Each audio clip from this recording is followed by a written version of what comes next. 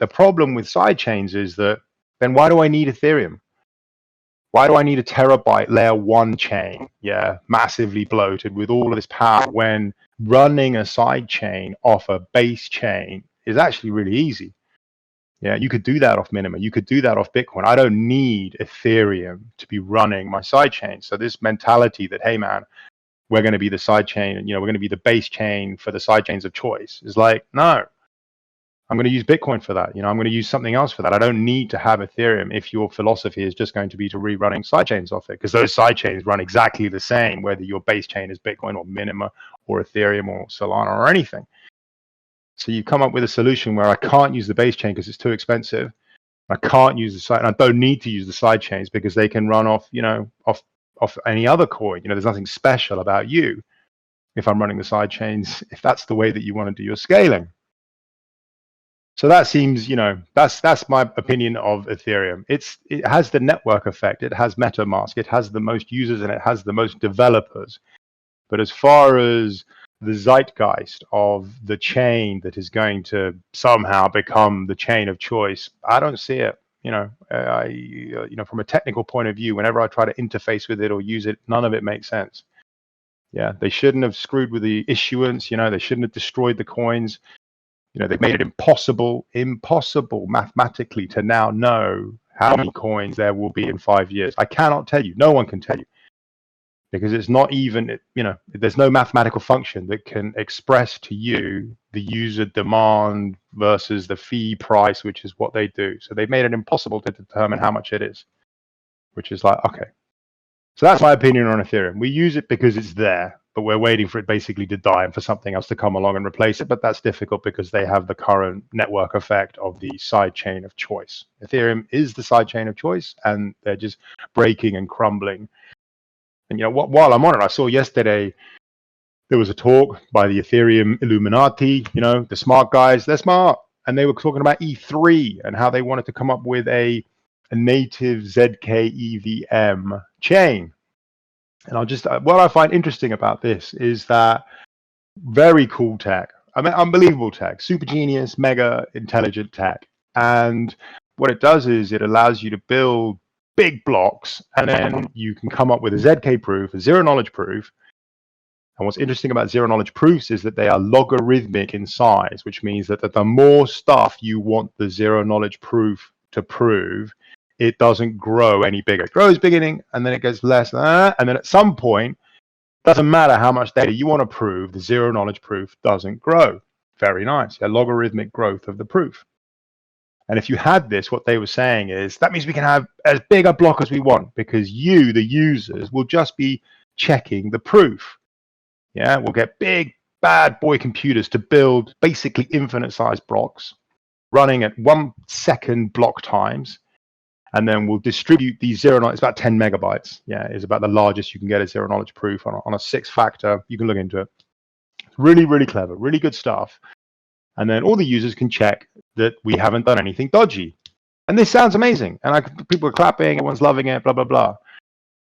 And what's the problem with that?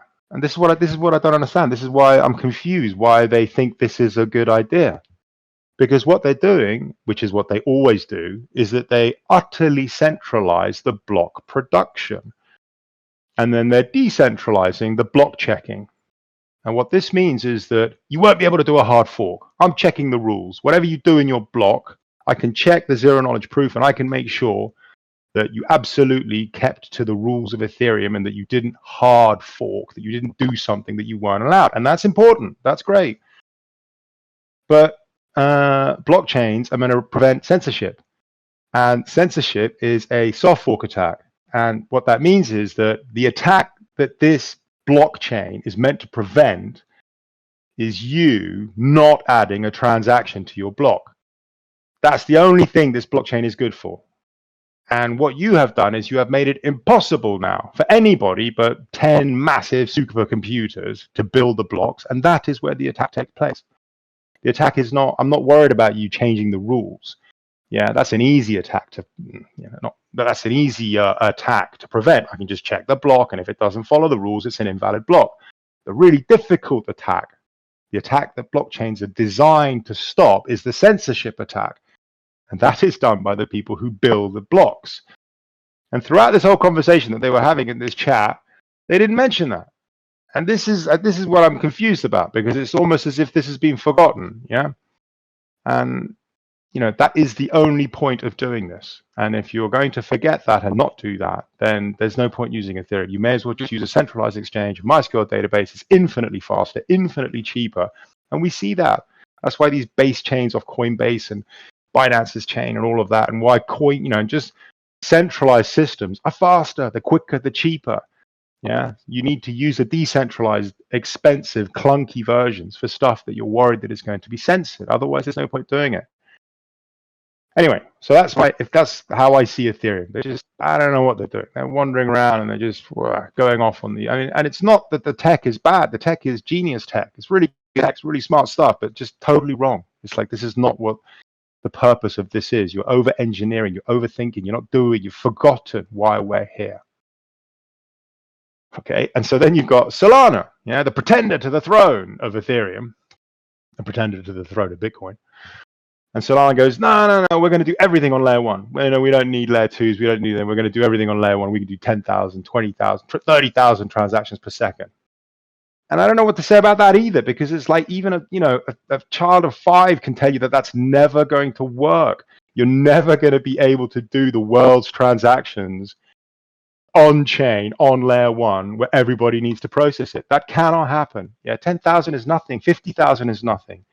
I need 1 million transactions per second. I need 1 billion transactions per second. I want a limitless amount of transactions per second. And that can never happen on a layer that everybody has to process. Impossible. It's just not going to work. And all you're doing is sacrificing decentralization. And when you sacrifice decentralization, there's no point using your blockchain. So the whole thing is a Rube Goldberg waste of time. And I don't know why the Solana boys don't understand this either. They're not idiots. Yeah, they're smart. They're writing cool tech. This is good stuff. But it's like, but guys, this can never work. It's simply not possible. When we do have the tech that allows us to have millions of transactions per second off chain, without having to have it on layer one. Because there's only one piece of technology, there's only one currently out there that is decentralized and scales. And when I say scales, I mean can handle any amount of traffic, not your 10,000, your 20,000s. I want it to handle 1 million. You could do 50,000 transactions per second at a football match for one match when they're betting in real time on what's happening. It's like, come on, if you want the world to happen, this needs to be scalable tech. And the only one that does that is Lightning. Lightning is still total genius. And it works, and it scales because it doesn't process everybody doesn't process everything. It is a peer-to-peer protocol where we swap contracts between us, pre-signed contracts that you can jump down onto layer one wherever you go. The paradigm is so different.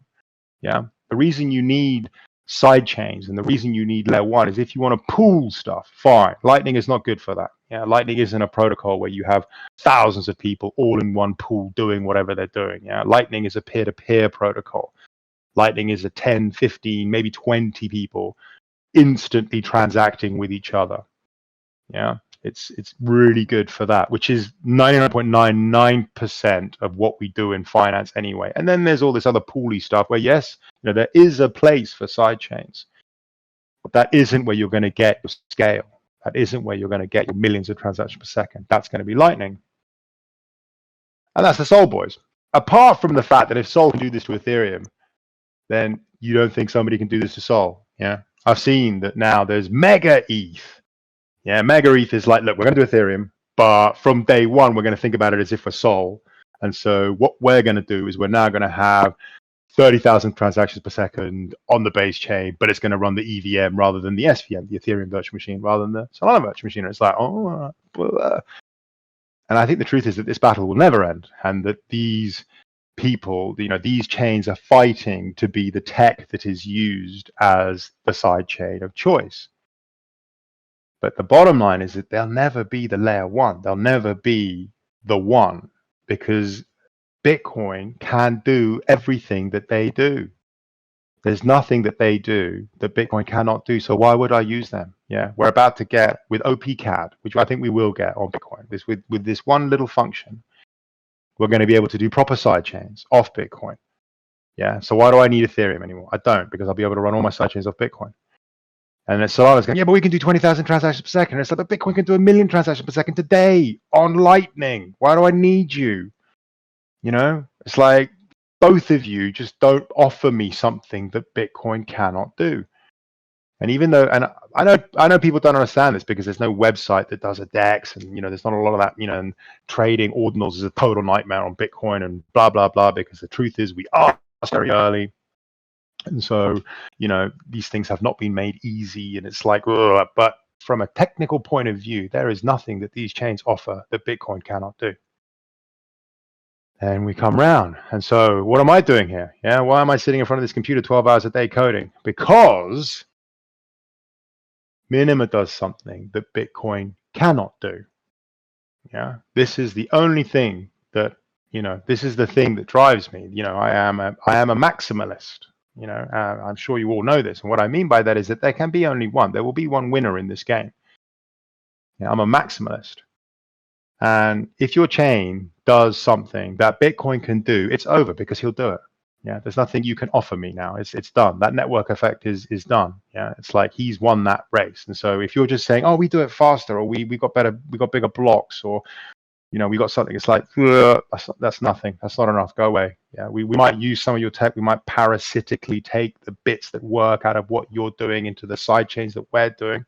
Starknet, which is frankly my favorite layer 2. They're going to go off Bitcoin. As soon as you get OP-Cat, we're going to have 10 of those running. And it's going to be just like Ethereum, just as much of a nightmare to move between them. Yeah. The way to move between sidechains is actually Lightning, but there we go. But if you're offering what I can already get on Bitcoin, it's over for you. And so why do I still feel confident? Why do I still feel that there is a place for Minima? Yeah, as far as I'm concerned, there's Bitcoin and there's Minima. Those are the only two coins I hold. Because Minima does something that Bitcoin cannot do. Because Minima, as far as I'm concerned, fixes the flaw in Bitcoin. Now, whether that flaw becomes an issue, whether that is something that will rear its ugly head, I think it will. There is a problem, as far as I'm concerned, with Bitcoin. And all of those issues are based around the fact that you're outsourcing your security, as you do with Ethereum and Solana and Cardano and blah, all of the rest of them. When you ask someone to protect you rather than protecting yourself, there's this issue. There's this thing with the mining centralization. Yeah, it's clear. Two block producers make all the blocks on Ethereum. All right, I don't mind. It's centralized. It's fine. Why would I? It's fine. But on Bitcoin, it's about 3 or 4 now. Yeah, 3 or 4 people hold 63% or whatever it is of the mining hash. Not that that is a problem right now, because everyone's like, don't touch it, don't mess with it, we're not going to do it. But the world hasn't started to collapse yet. It's starting. Yeah, the governments of this world have not started to realize just how much trouble they're in. The money, the Americans have not, totally imploded yet. But I can assure you, when that happens and when things start to turn nasty, things will get worse before they get better. And if there's any way, you don't even have to censor a transaction. You just have to slow it down.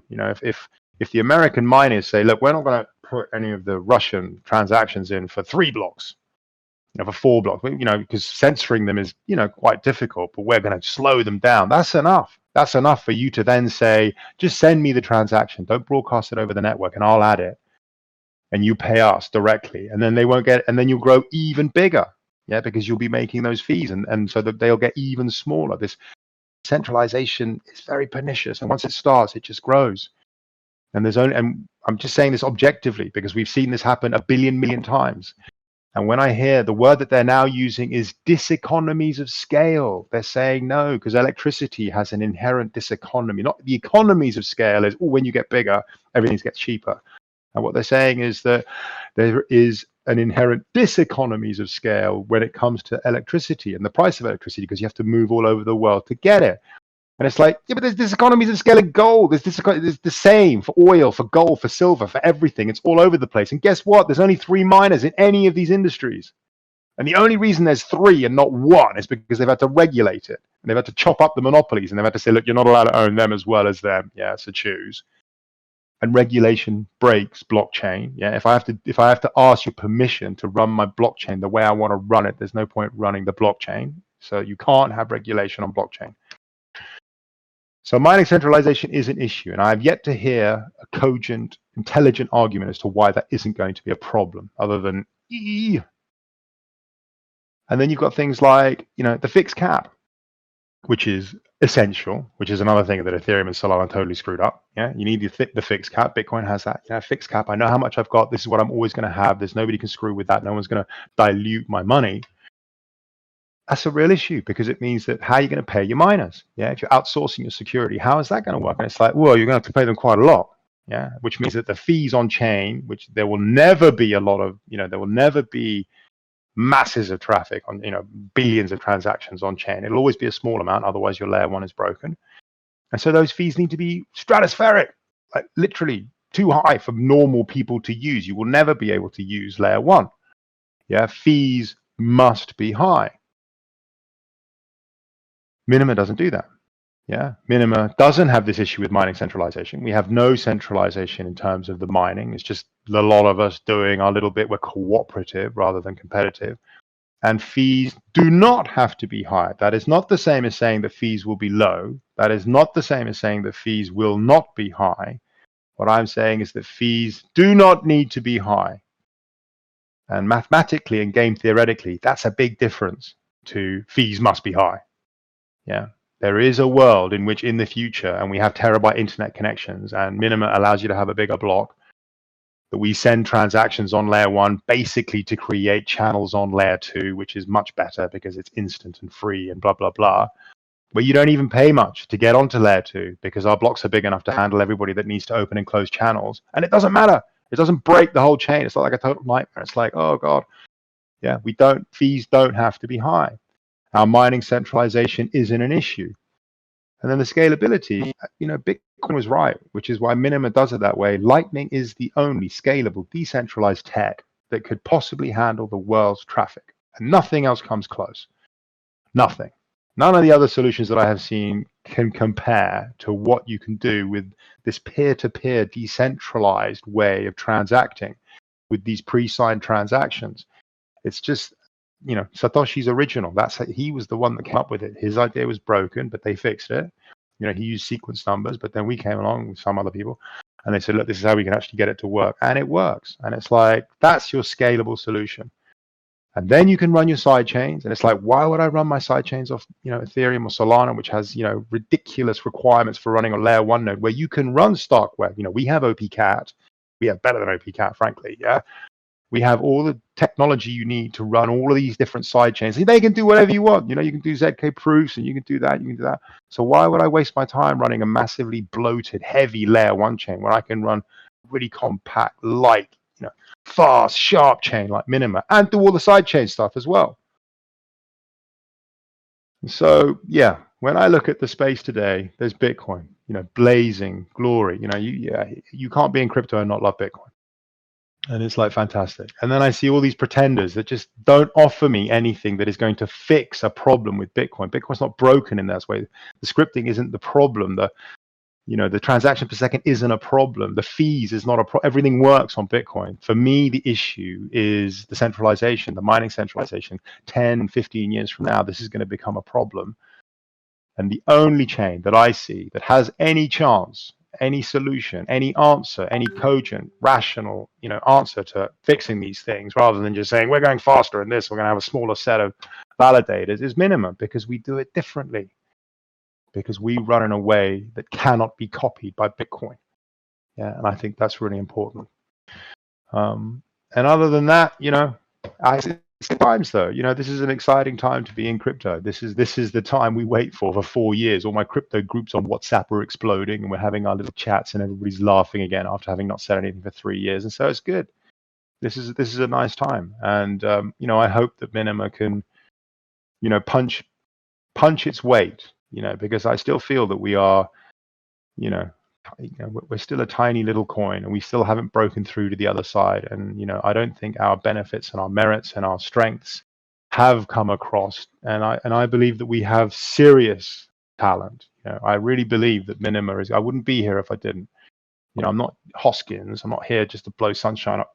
I'm not here to just big everybody up and say, yeah, we're going to be rich and this and that. That's not it. We're here to save the world. We're here to come up with a solution to the problems that we face in our financial and information era. This stuff is important. My number go up is important, but only because if the number goes up, it means that it's working. Yeah, not because you're just making money. I can do that on the stock market. Yeah, we're trying to do something bigger than ourselves here. We're trying to do something for future generations. And I believe Minima has something to offer, and I don't think anybody has come close to delivering a solution to the actual problems that I see with, Bitcoin, which is the only one that matters, frankly. And everybody else is just going to trend to zero. And so let's see what happens. That's what I'd like to say about it right now. Okay, thank you, Paddy.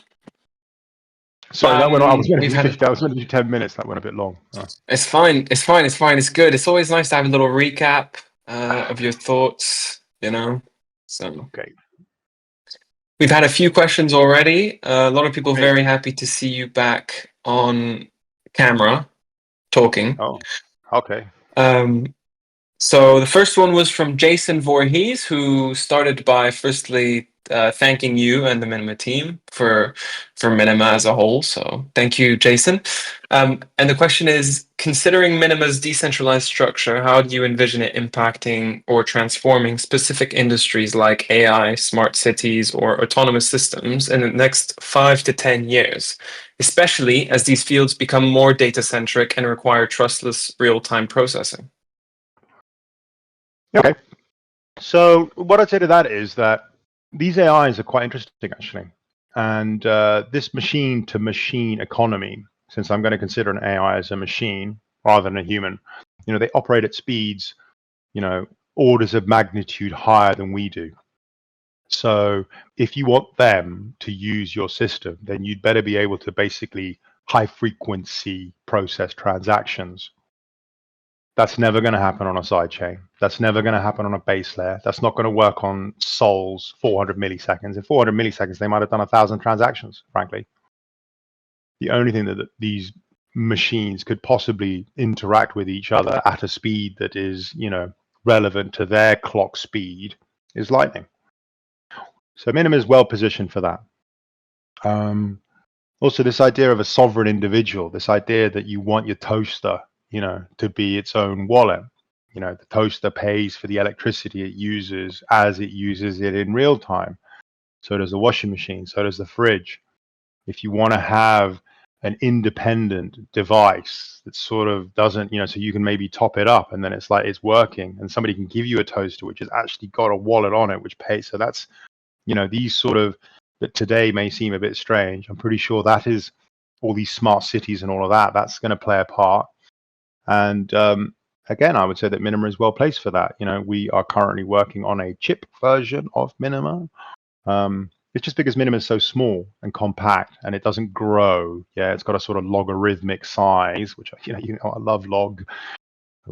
And so that means that actually once we reach a certain size, you as a user shouldn't notice any increase in size. We store the power and this, and you check all the transactions and all of that stuff. But that sort of the compact nature of the chain, the utterly decentralized way it works, resonates and fits quite well with this idea of having Minima on a chip, stick the chip in the toaster. Toaster's now an independent unit. Stick it in a car. Lots of chats with the car people. They love it. They want their car to become Herbie. Yeah, we're going to have loads of AI Herbie cars running around paying for petrol. And it's like, wait, come and pick me up. And they're just going to be doing their own thing, going to parties. So I do feel that Minima is well placed for that sort of thing. But as always, when these use cases, you can just about use any chain for anything. And the reason you would eventually, choose to use Minima is because we're the most resilient. Yeah. Aside from this censorship resistance and this decentralization, the word that seems to matter a lot for the businesses that we talk to, that the smart cities, for people who are thinking, why should I use this rather than Ethereum or whatever, is the resilience that we offer. As in, because you're not reliant on anybody, because each device is its own complete functioning node, that makes your network really resilient. That means there's no part of the network that you can blow up that will destroy the access of another part of the network. It's a really sort of amoeba. It's a really, it's really an example of a sort of, it's almost impossible to destroy the Minima network. There's no area of it that you can touch that will then destroy another area because everybody's doing their own thing. And we're just communicating with these messages. We're not relying on miners to build things. I'm not relying on centralized wallets to deal with my money. And that's really nice, And it's funny because when I speak to them, actually, I tone down my freedom fighting, censorship resistant stuff, and I turn up my resilient network. Yeah, you guys, you don't have to worry about running the servers. And if this bit of the network goes down, then this bit isn't affected. These things matter to people. I don't want my toaster to break just because your TV is blown up. I want my toaster to be able to make my toast whenever I want it to make it. As long as it's connected to the network, it should work. Fine. Then you need a system that doesn't rely on anybody. Right. Minima can do that on a chip, stick it in, off you go. So, I don't think we're going to be getting these cities for another 10, 20 years. Just to say again, when we're talking about this future that we're against, I don't know if anybody saw, but the Chinese have managed to get a quantum computer to crack 22-bit RSA. Sort of went under the radar. I've mentioned this to a few people, but nobody seems to have noticed this. Now, it's not a lot, 22-bit, I agree. But yeah, they got a quantum computer to crack RSA 22-bit. And then there was a bit of discussion on Twitter about it. And it's like, we're going to need a quantum secure signature algorithm, yeah? Whew, good luck. I forget to mention that Minima's finished, that the protocol is set in stone. We haven't ever hard forked. We've never had to change that. We're not adding stuff. We're not doing stuff. You can't get 11 lines of code into Bitcoin. You think you're going to get a quantum secure sig? Can you imagine the battle, the war that will occur when they say we should be using, Lattice, we should be using Lamport, or we should be using something else, yeah?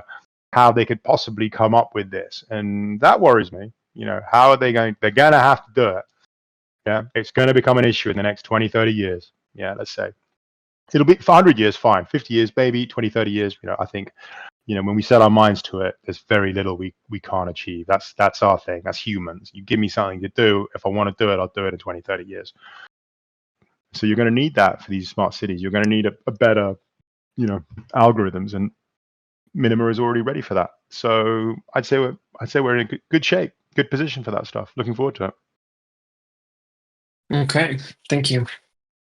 Moving on. From OXW, sorry, I forgot to say with your reply, if my TV blows up, Paddy, I think I've more problems than worrying if my toaster is going to work. From OXW, he's asking, so what do you think is the biggest advantage of Minima as a new layer 1, and how do you stand out among so many other layer 1s? Well, I would have to mention the fact that every single other layer 1 that I know of, and I probably only know 9 to 10,000 of them, and every single one of them runs the same way as Bitcoin with a qualitative difference. They've made the blocks bigger, they've made the blocks faster, they've made the scripting more powerful. Yeah, they've taken Bitcoin and they've tweaked some variables to the startup parameters. Every single one of them. And Minima does something different. Minima does something that Bitcoin cannot do. Minima operates on this cooperative rather than competitive base. And that's really us. That's the USP. That's the thing that Minima does. Yeah. All the features about Minima stem from that. The fact that I want us not to have to rely on anybody means that you need to be able to run it, which means it needs to be small, which means it needs to run on your phone, which means it needs to be written in something that operates on everything, which means if we don't want to rely on anybody, the protocol needs to be finished. Yeah. Every decision, every bit of Minima and the way that it operates is all based on the fact that I don't want to rely on anybody. I need to do this myself. He needs to do this himself. We need to operate on a network as cooperative equals. And once you use that as your base, all the design decisions that that make up Minima become sort of pop out. Yeah, it's sort of objective. It's like, well, it's got to do this then, and the protocol got to be finished because I can't rely on somebody else to fix it, and it's going to have to run on something that everybody's got, so it's got to run on your phones, and it's got to be a compact chain, which means you can run it on a chip. It's not like we decide, oh yeah, wouldn't it be cool if you could run this on a chip? It's like it has to run on a chip because I want everybody to be able to run it. Yeah. So we are different at a fundamental, basic DNA level from everything else that's out there, and that is our only advantage. Because when it comes to can you do this on, can you do something which it's pretty hard to do something which you can't do on a Turing complete Ethereum chain. Yeah, clearly on a Turing complete Ethereum chain, you can do anything. So there's nothing that you can actually do that the other chains can't do. What we do is how do you do that? Yeah, that's the difference. Not what you can do. Yeah, it's how we do it. It's are we going to be able to survive the sort of attack that I feel is going to happen, as this becomes bigger and bigger, because we're still tiny, guys. We're not even bigger than Nvidia. We're not even bigger than Apple. We're still not the most, crypto. The winning coin is still insignificant in terms of value. It doesn't have to be worth more than Apple. It has to be worth the sum of everything else on the planet. We're not playing for $1 trillion market cap here. We're playing for an 8 quadrillion market cap. We're like 4,000, 10,000 times smaller than we need to be able to fulfill on the promise that we are giving the world. So that's the thing. That's what Minima does. That's why it's all about, it's kind of what, it's not like we're late to the party. Yeah, the party's just starting. Bitcoin's over on the dance floor having a good time. I've got Ethereum and Sol standing there. Minima's at the bar. But, we're still very early to the party. And, we do things differently. And I believe that the way we do it fixes my fundamental issue with every single other chain out there. And that's our thing. That's the USP. Okay, thank you, Paddy. Just a bit of context. When he says we, he was talking about crypto, guys, not Minima. Minima is a quadrillion times smaller than it should be. So just keep that in mind. Next question was from Adam, actually. And Adam is asking you to explain how parachains or sidechains will... how parachains or sidechains will never become more valuable than the base chain. Well, firstly, you can't secure more on a side chain than you can on the base chain, can you? That doesn't make sense. It's like the amount of security you have is dependent on the foundation. There's no point building. Think of it as a skyscraper. Your foundations are what matter. Whether you can't build something above on the top floor that is going to be too heavy for the foundations to hold. So clearly there is a connection between those two. What that relationship is probably quite complicated. I'm sure at the beginning we had lots of ways of describing this: the total value locked up and all the tokens on it, and whether the value of all the tokens locked up on all the side chains was worth more than the token that was on the base chain. It's quite a complicated arrangement, frankly, but clearly there is a connection between those things. The side chains are, just to talk about parachains and side chains off side chains and all of this, I do see a place for side chains. It's just I don't see it as the overarching everything, and everything is going to be on side chains. Side chains have a particular use. Yeah, side chains allow you to do something that you can't do on Lightning. I'm always interested in what I can do, and if I can't do it, then what does it offer me that I can't already do? And so on Lightning, we've got this 10-man instant free contract execution environment, which is very, very powerful. Yeah, you want to buy a house, you want to do this, you want to, slightly more complicated contracts, not just transfers of value. I want to sit down at a poker table and I want to play with people. I can do that over Lightning. Yeah. I can play games, not like just games, but life games, buying stuff, legal issues, buying companies, whatever. You can all with NFTs and all of that. That can all operate on a Lightning layer. What you need the side chains for is for pooling, yeah, because then you do get access to the complete record of everybody on the chain, and they can all access these particular smart contracts, and you can all do something together. So if you want to pool stuff together, yeah, you need to use it. You need to use a side chain for that. But they're not like they're not going to be the. I do sort of see it being more. I quite like the idea of the application chains. Like if you're a phone company and you've got a token that allows people to buy minutes on your phone network, why not run it on a side chain?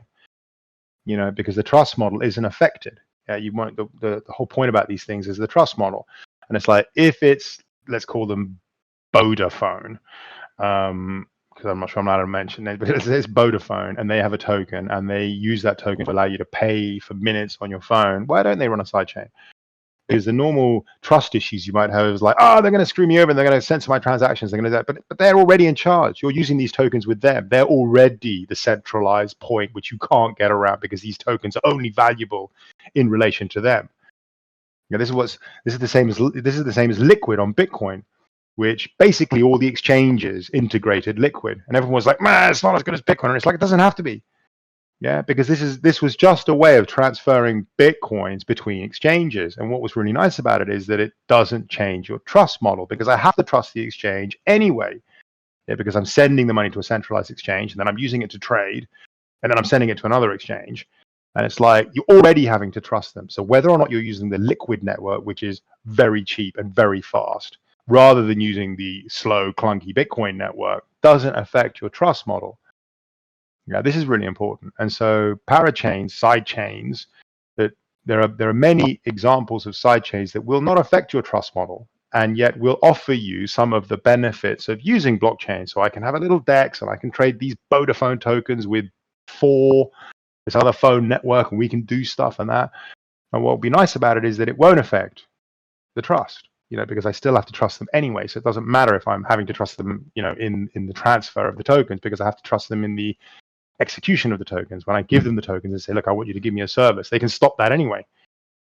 So there is a place for side chains. And I guess what I would say is that the base chain is the money. The money, objectively, is the most valuable thing in the world. Yeah, this base chain has to be worth the entire planet. Yeah, for this to work, the base chain has to be worth the planet, so that I can buy and sell anything to anybody at any price. Yeah, that's how much it's got to be worth. Clearly, that is worth everything else. Nothing can be worth more than the planet, can it? You can't have something that's like, oh, actually, we're more valuable than the planet. And it's like, what's that? I don't know. So that's what the base chain's worth. And then you're going to have, lots of lightning stuff going on. And then you'll have your side chains, which different companies will be running, because it'll mean cheaper, faster execution of what they want. And actually what you'll find, I think, is that you'll get different side chains which offer different trust models. And it's like, look, we actually have 10,000 people running this side chain, and we only have 10. We can go fast. And you'll have to ask yourself what the risk you're prepared to put up with for the price of the transactions on those chains. There is a nice free market, model here, which will say, well, look, actually, I don't need to be on the 100,000 strong, 10,000 strong side chain when I can just use this one. It's 10 times cheaper because I'm buying and selling pasta recipes to somebody, maybe who might be doing something slightly more frowned upon. And he's like, no, I need to go on this side chain because, people are going to try and stop this and blah, but I'm prepared to pay more for that and blah, blah, blah, and blah. So, as this stuff matures, as we get a better understanding of how this works, frankly, as we stop arguing over who is the base chain and how to run the side chains, I think all of this will, again, just pop out. But yeah, you can't be worth more than the planet, and the planet is the base layer, and then all the side chains do their own little thing. So that's really all I can say about that. All right. Thank you, Paddy. I'm just gonna, unfortunately, there was an order for the questions, but we've had several questions regarding quantum security, well, Minima being quantum resistant. So I know you just sort of covered it, Paddy, but essentially the question is, does Minima have a plan to expand? Oh, sorry, no. Is Minima able to support upgrades to new quantum resistant signature algorithms, such as MTSS quantum algorithm, or upgrade to XMSS? Yeah, I mean, ours is actually a variant of XMSS, just to say. So what I would say is, as long as you can write it in script, you can bypass the whole signature scheme completely. So I would say, yeah. Really, the only known clean quantum secure tech that we know of is hash functions. Yeah. This has been known about for 30 years. Yeah, 1977, Lindsay Lamport, blah, blah, blah, all that. And so that's we think we know, is quantum secure, as in no signatures. And we use that. And that's actually XM. We basically use a Merkle signature scheme, blah, blah, blah, with Lamport signatures at the end. What I like about it is that it's simple. Yes, complexity is the enemy of security. And so our simple, completely robust, known about, we haven't come up with a brand new technology. This is stuff that was known. Yes, the nonsense, the key uses is so annoying. But we can work with that. We can work our ways around that. The actual tech that we use, it's all based on hashing. And if you could write it in script, then you can write whatever signature scheme you want, but you wouldn't even have to sign the transactions. You could put the signatures as state variables and check those in the transaction. So it is possible to upgrade that stuff without having to upgrade the protocol. The protocol is now set in stone, and we have this signature scheme that works, that lets you do stuff. But if you wanted to come up with a new, signature scheme that was operating purely in script, you could do that. You might need more runtime execution. Currently, a KISS-VM script is 1,024 operations, but it is possible to increase that, as it's possible to increase the block size in time when our processing power becomes more powerful and our internet speeds become greater. So it's possible.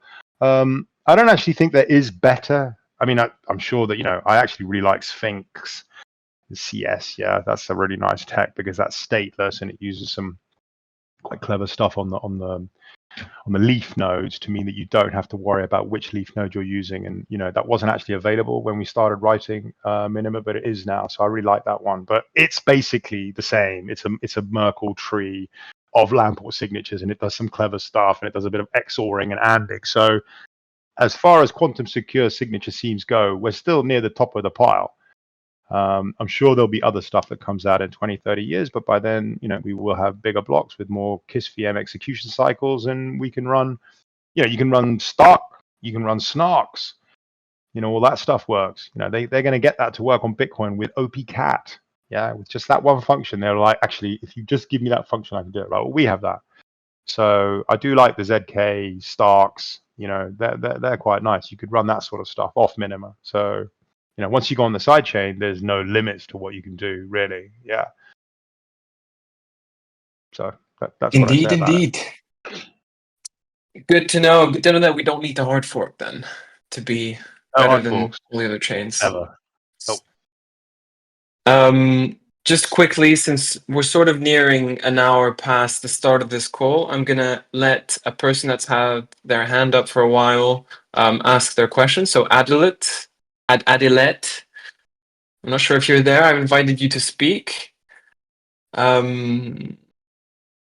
We'll wait for him to join the stage. In the meantime, there was another question from Chinese, but I don't know if you're familiar with this, Paddy. When will the Minima Developer Conference start? I hope the Minima team can come to China to meet with Chinese developers. I'd love that. I don't know anything about it, but I would love to do that. I've always wanted to go to China. I think it's like totally cool. So you have to ask Hugo and get him to send me. I'd love to go there. That would be totally awesome. Frankly, I'd go anywhere if they pay, except America. Right. Adilette. Hello. Hello. I have no questions. Hello, Spartacus. Hello, Neo. You are really cool. The cool team. Hello. Okay. Well, thank you for joining the stage. Adam, Jasmine. Salam from Kazakhstan. The coolest team you've ever seen. The coolest team you've ever seen. Oh, the coolest team you've ever seen. Right. Oh, God. Thank you. High praise indeed, sir. You spoil us. All right. Thank you, Adilette. Sorry, if you don't have any questions, I have to move on. So I'm. Thank you, Adilette. You're a good lad. All right. Moving on. So Minima Developer Conference. We'll see. I know internally we've sort of spoken about this, but nothing concrete. So I hope we can provide an update in 2025 to the community. Moving on. A question from month 3. If decentralization is so important, if censorship resistance is so important, then why does no one appear to care about it? There is the $64 million question. How do you convince people that... that's a really good question. And how do you get them to... How do you sell freedom to people who think they're free? How why doesn't it matter? I think actually in the current, the last 2 or 3 weeks with world events and elections in other countries and seeing what's going on there, it is obvious that a lot of people don't care about that, and people's priorities are different. And in my maybe 10 years ago, I was harsher about this, and I was like, they're wrong, they're idiots. They must, they don't know, they don't understand. And actually, that's the wrong attitude. That I chastise myself for that. They have their opinions and they have their views, and if you can't persuade them, and if you can't make them think, then that's on you. That's on us. That's our fault. Most people are never censored in their lives. They go on WhatsApp, they talk to their husbands, their wives, their children. They talk to the school, they do the school run, they go to the supermarket, they buy food, they do this. There's simply there's never anything that might cause them to be censored. They don't shout out on Twitter. They don't say things. They're not they're not confrontational. They're not, they don't say things that might be considered controversial. And so why would they, when you say to them, hey, you need to be careful, because they're going to censor you, it's like, well, I never get censored anyway, so why would I be censored? And actually the answer to that, I would say, is that the ones that are censored and the ones who do say the controversial things, they will be the ones that are creating, the bohos, the bohemians. It's always the case that culture and the exciting things always happen on the fringe, always happen at the edge. They don't happen in the middle. The middle is set. The middle doesn't change. It's the fringes where the action takes place. Just look at cities. Yes, as soon as a gentrification of an area, the non-censorship, nice people live there doing nice normal things, and there's never any issues. It's pretty boring. Nothing cool happens there. And then you go out to the outskirts, and you go out to Hackney or this or the Docklands in New York, the nasty, rough places, and that's where all the cool clubs are, and that's where all the kids go, and that's where all the exciting things happen, and that's where all this great stuff is created, and where there's, you need that creativity, entrepreneurship. These sort of things kind of require that environment. They don't work in the center. And then as they grow, the masses get dragged over to that side. So, I do sort of feel that it doesn't matter to them. We'll need to change the base, and then they will be subsumed. They will have to come over. They won't have a choice. They won't even know. It'll be transparent to them, this shift over to this place. But what will happen is that better things will be made. With freedom comes so many benefits. Better ideas, better products, better this, better market fit. And as that happens, they will benefit from that, even though they don't even know it's happening. Even though this isn't something that affects them initially, eventually it will, because eventually, if we are correct, and if this thesis is correct, in a free world, we'll be better off. We're not doing this to be worse off. We're doing this because we think this is helpful to humanity. We're doing this because we think civilization will become a better civilization, that will be able to go further, we'll be able to jump higher, we'll be able to, Elon Musk and the moon stuff, and it's like NASA and all the regulation, and as that's sort of being stripped away, and most people don't care about that. They don't want to go to Mars. They don't care about space. They don't care about that. But they will when we start getting mining and iron and all these raw materials. Infinite raw materials 92 kilometers away. Literally infinite raw materials to build anything we want if we could just get past that stratospheric 92 kilometers. Yeah, that's when you're in space.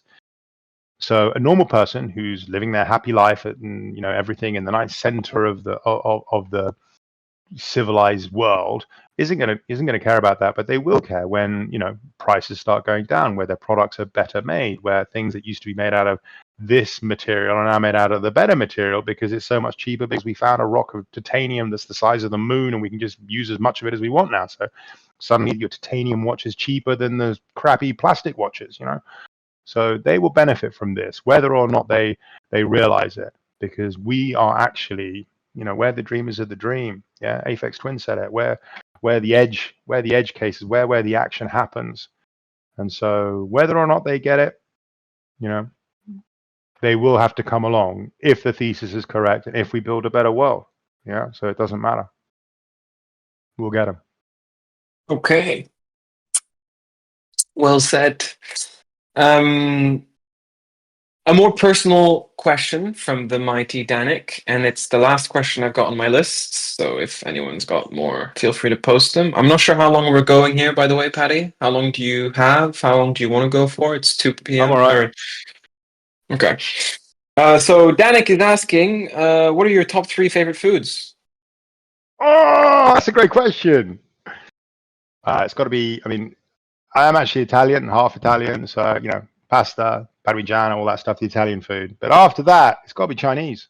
Yeah.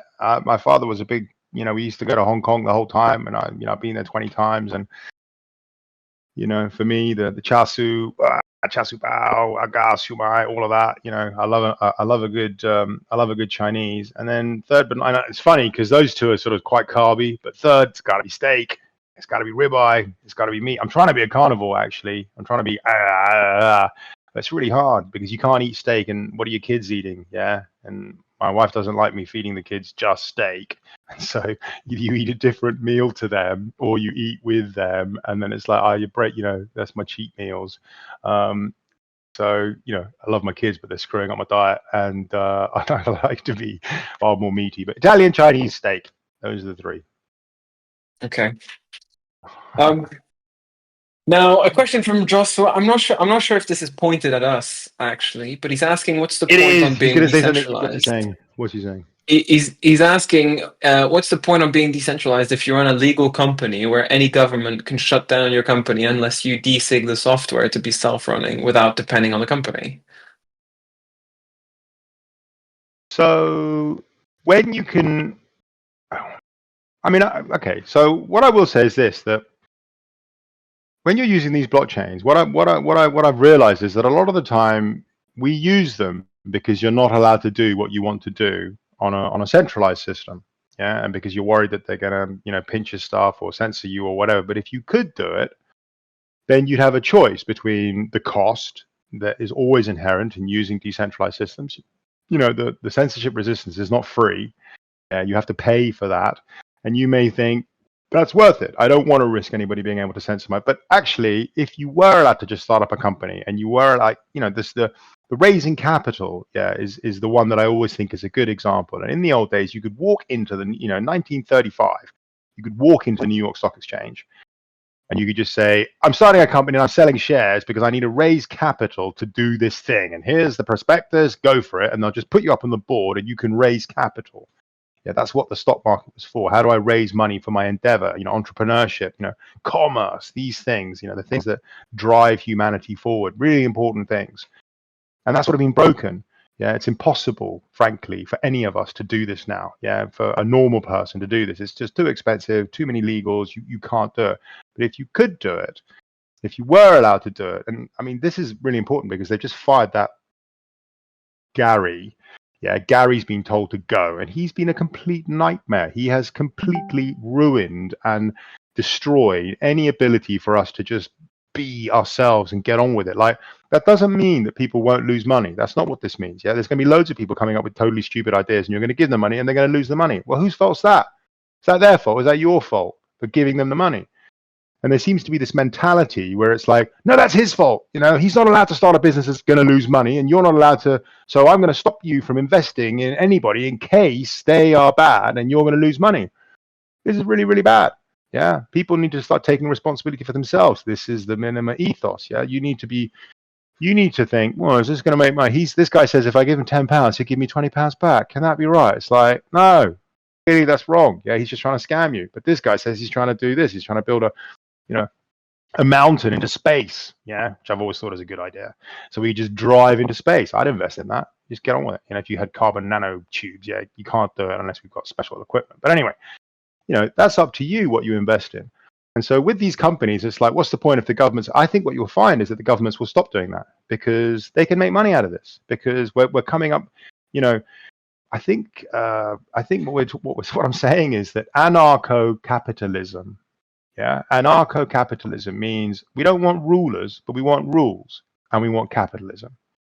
And we need that because I need to know the structure of the system I work in, and then I need people to put their money where their mouth is, because that's the only thing that ever matters, your money. Yeah. And if you're prepared to back something with your money, that means you care about it. And if you're not prepared to put your money where your mouth is, then you don't care about it. It's a very simple, objective way of telling whether you give a shit about something or not. And the closer, and this is what the crypto space sort of brings us towards. This is where we're sort of heading. And governments are now realizing this. Yeah. And you've got El Salvador and you've got these places that are sort of, embracing these ideas of freedom. Now, that doesn't mean you can do bad things, but it just means I'm going to give you some rules, but I'm going to let you go for it. And if you want to raise money and you can ask people for money and they can give it to you, there's nothing wrong with that. Yeah. You shouldn't be penalized for that. We shouldn't be obstructing you from doing that. And if they give you the money and you lose the money, that's their fault. It's not your fault. You don't go to jail. What I want you to do is try again. Yeah. Nobody who's successful hasn't failed 50 times before. This is the one thing they all say. It's like, I failed 50 times and then I got it right on the 51st. Great. Well, we seem to be stopping people from doing these things. We seem to have lost the ability to risk. Yeah, risk, reward. Risk is very important. Everybody needs a bit of risk. Yeah, that's what we're here for. And so with companies, and what you'll find that countries will say, look, come to us and we'll let you start your company. And we'll give you a nice legal framework to work in, which is fine. You know what I mean? Because what you'll find is the ones that do bad legal frameworks won't get people coming to start companies, and they'll won't make any money, and they'll go out of business. The countries will go out of business. Yeah. Whereas the countries that are reasonable and honest and just like, yeah, why shouldn't you be allowed to do that? They will gain the investment. They will gain the quan. Yeah, they will get all the things that they need to do. And I think that's the sort of world that we're aiming towards now. Yeah, we want this world where we can just be entrepreneurial, where we can create stuff and do things without worrying about, not bad, good things. Yeah, none of, 99.99999% of people are good, just trying to do good stuff. I'm just trying to make a party.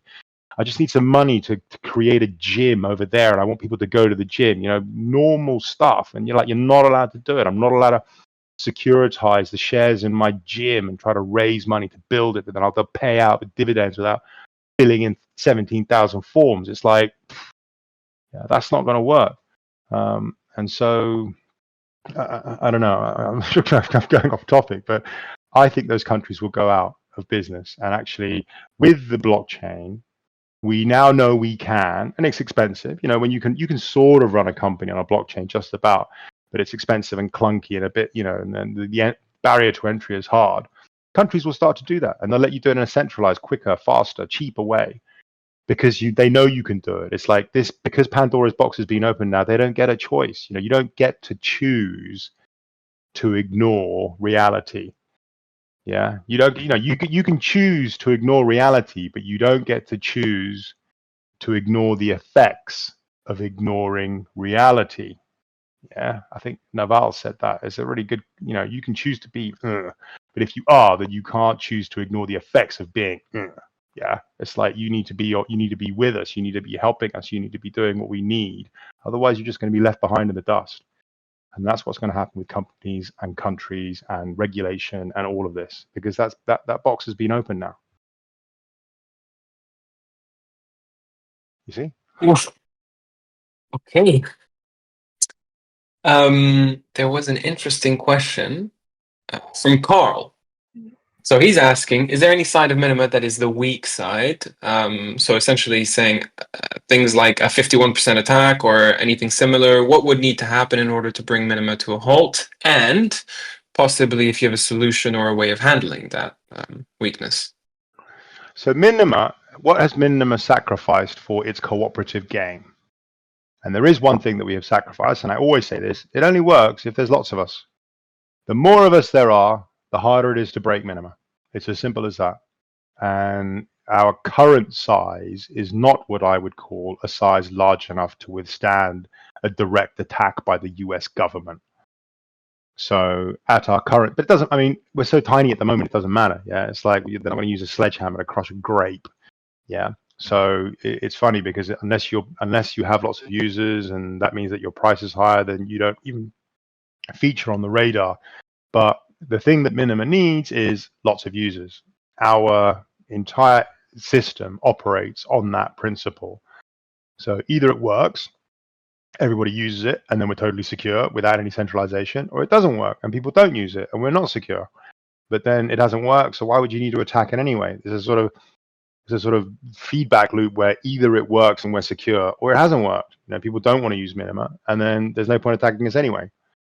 So, do I feel right now that we have enough users to be able to withstand an attack from any other chain? No.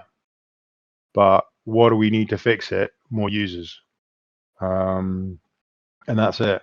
That's all it needs. It needs more users. I mean, yeah, you know, I'd love to have another, you know, I'd love to have another development team, you know, in parallel to Minima, separate to the Minima global team, writing clients and applications. You know, I noticed that all the applications people use are basically the applications we write.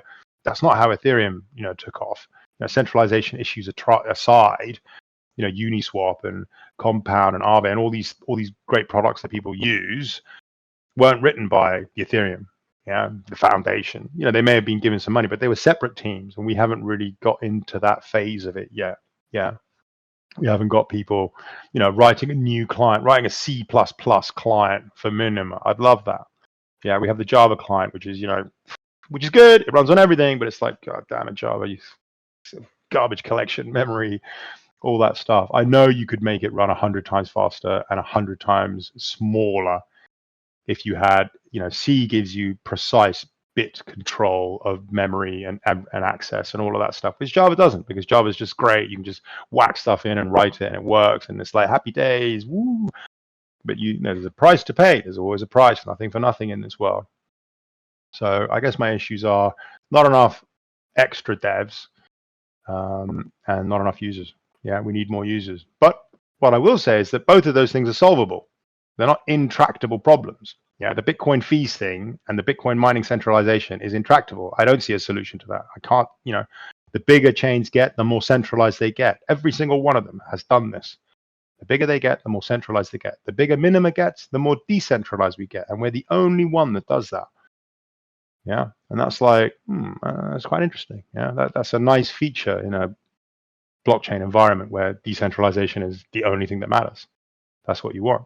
So there's no issues that I see as unsolvable, which is what I see in other chains, and which is why Minima exists, because it solves those issues.